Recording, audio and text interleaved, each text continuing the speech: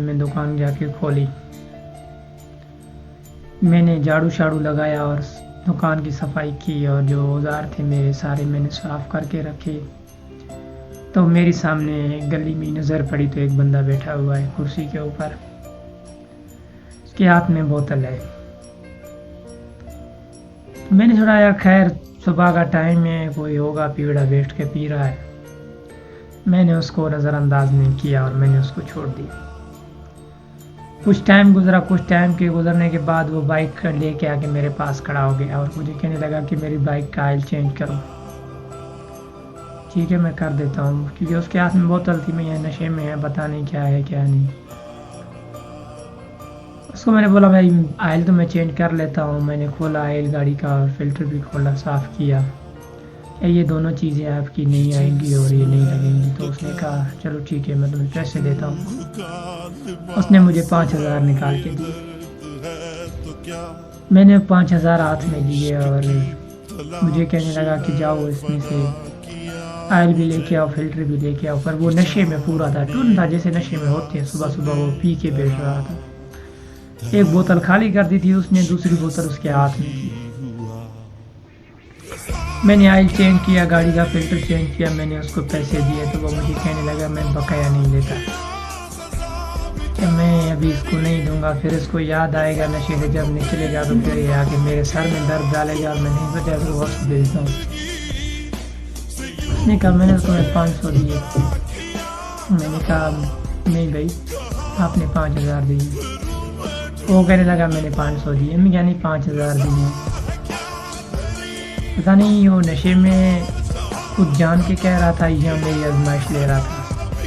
بہرحال میں نے اس کو بقایا دی تقریباً 4,300 روپے۔ آئل بھی آ گیا، اس میں فلٹر بھی لگایا۔ میں نے اس کو اس نے بولا تیری کتنی مجبوری ہے؟ میں جو صبح کا ٹائم ہے دل کرے دے تو اس نے مجھے 300 دیے، باقی 4,000 وہ اپنی جیب میں اس نے رکھ کے چلا گیا۔ تو وہی بندہ پھر شام کو آیا، تو شام کو مجھ سے وہ آ کے ملا، تو اس کی اتری ہوئی تھی، نشے میں نہیں تھا۔ پھر بھی وہ آیا کیونکہ وہ صبح شام آ کے شراب ہی پیتا تھا، شراب اس کا کام تھا اور اس کا یہ تھا۔ میں نے اس سے صبح شام کے ٹائم میں پوچھا میرے بھائی نام تو اس کا میں بھی نہیں لے سکتا، تو میں نے اسے کہا کہ میرے بھائی ایک بات پوچھوں، ناراض نہیں ہونا۔ اس کی عمر تقریباً 35 سے 40 سال تھی۔ میں نے اسے کہا میرے بھائی تم سریام بیٹھ کے شراب پیتے ہو، سریام بیٹھ کے نشہ کرتے ہو، یہ تمہیں پولیس وغیرہ روکتی نہیں؟ کہتا ہے مجھے میرے پاس نوٹس ہے، یہ مجھے ڈاکٹروں نے اس کا سرٹیفکیٹ بنا کے دے دیا ہے کہ تم جب تک زندہ ہو شراب پیو، کیونکہ میں حد سے زیادہ گزر گیا ہوں، تو ڈاکٹروں نے مجھے جب تک زندہ ہو تب تک شراب پیو۔ اس کے پاس وہ فائل ہی تھی، پرچہ بالکل بنا ہوا تھا۔ اس نے مجھے پرس میں سے نکال کے دکھایا اور میں نے دیکھا، حیران ہوا۔ میں کہا مجھے کیا مجبوری تھی کہ تم جا کے نشے پہ اتر گئے؟ مجھے کہنے لگا یار میرا یہ پرسنل سوال ہے تو تم نہ ہی کرو۔ کیا یار مجھے تم بھائی بھی کہتے ہو اور یہ بات پوچھ رہا ہوں کہ آپ منع بھی کر رہے ہو؟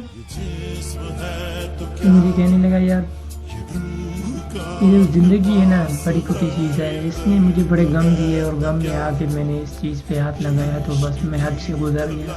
اس کے پاس پیسہ بھی عروج پہ تھا اور پیسے کے حساب سے وہ کنگ تھا، جیسے پیسہ ہوتا ہے اس کے پاس پیسہ بہت تھا۔ میں آپ کے پاس پیسہ بہت ہے، پیسے کی وجہ سے نشہ کر رہے ہیں یا کوئی غم ملا کہ تو ہاں یار پیسے کی وجہ سے تو کوئی نشہ نہیں کرتا، مجھے تو غم ہی ملا ہے، یا کیا وجہ ہوئی کہ آپ اس طرح ہو گئے؟ میں آپ شادی شدہ بھی ہیں تو پھر بھی آپ نشہ کر رہے ہیں کہ تو شادی شدہ تو بس ایسے ہی ہوں، کیا بچے بھی ہوں گے آپ کے؟ وہ کہنے لگا میرے 2 بیٹے ہیں، 1 بیٹی ہے۔ اچھا وہ کہنا ٹھیک۔ تو میں نے کہا وجہ کیا ہے جس کے لیے تم نے یہ راستہ چن لیا اور اپنی زندگی کو برباد کرنے کا چن گیا؟ اس نے کہا یار میں نے عشق کیا تھا، عشق میں ناکام ہو گیا، اس لڑکی نے شادی کر لی اور میں